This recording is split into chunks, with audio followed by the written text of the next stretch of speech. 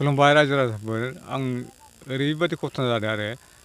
दा आंनाव न'खौ सावाबो जायोमोन मानि सुथुरै सावखो आं बेखौ बुंनो रोंला आरो थगथा खामबाय थगथा दरसे खामबाय बाथाम दंमोन 5-6 केबि बेबो खामजोब्बाय सौखि खामबाय थगथायाथ' थाखासै गोबाय गजों जाजोब्बाय गासैबो आं बेखौनो दुखु मोनदों आरो मानसि सुथुर जाबा जाबाय बुस्थुखौ सावनोनो गालांनाङामोन आरो आं बावनो 2.5 बोसोर जाबाय न'सा बानायनाया न'सा बानायो आलु मैगं गायो कफि गायो आङो होमबाबो सोरबा सोरबा जाहैयो आं बेखौ दुखु मोना जाहैथों मानसिफ्रा खथ्थ' जाहैयो कफि बायदिसिना जाहैयो बेखौ आं जेबो बुङा जाहैथों बेस्राबो जानो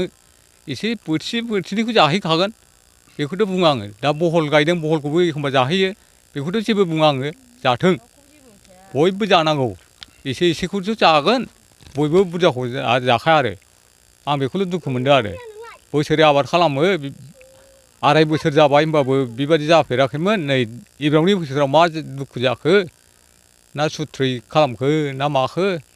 ना बुथारनो प्लान लादोंमोन ना सावनो फैदोंमोन आं बेखौथ' बुंनो रोंला बेयाव जोंना आश्रम मन्दिरा माबा प्लास्टिक जिदों ओमफ्राय थिङाबो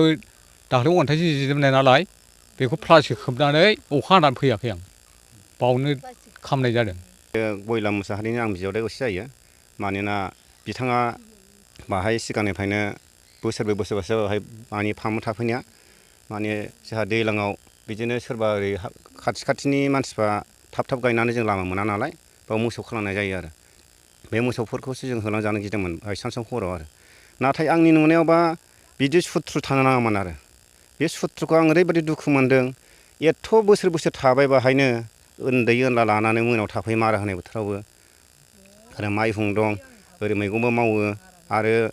मेसें बोथोर जालायबाय बानलु बानला मावनोसैलाय आबाद दा माइ गायखांबानो आरो दा आंनि नुनायावबा मथा मथि बिदि हिंसा जालायनो नाङा आरो गावजों गाव। आंनि मुङा हायरब मुसाहारि आङो निज्लागुरि गेजेर माखानि दा जोंनि फादारनि मोनसे बै सोनाबजों गोलैयो बेरेन्सिगुरि आरो